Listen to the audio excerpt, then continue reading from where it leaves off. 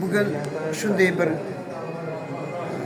ajoyib kunki va asr ham ajoyibki, bu asrda oiladagi onani roli mukammal bo'lmasa, ota-onani o'zi yuksak ma'naviyat egasi bo'lmasa, ota-onani qalbida vatan tuyg'usi, millat tuyg'usi bo'lmasa, ota-onani yuragida, ruhida shu bugungi kunda farzandim ertaga kim bo'ladi?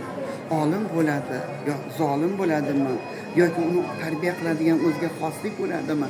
Balkim bugun aynan shu ota-onalar akademiyasining tashkil qilinishi muhim vositagina emas, qurolgina emas, muhim vazifa deb bilaman.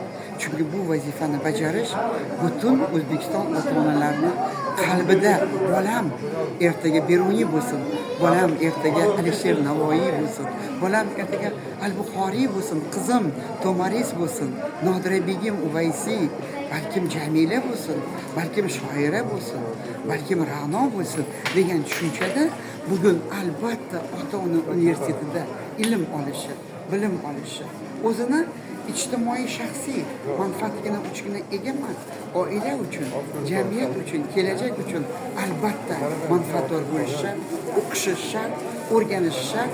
Chunki ertaga biz 3-Renessans ota-onalarning o'giti, ilmi, bilimi, mehri, sadoqati va bilim najotda deydi. Najoti bilan amalga oshadi. Bizning universitetga marhamat.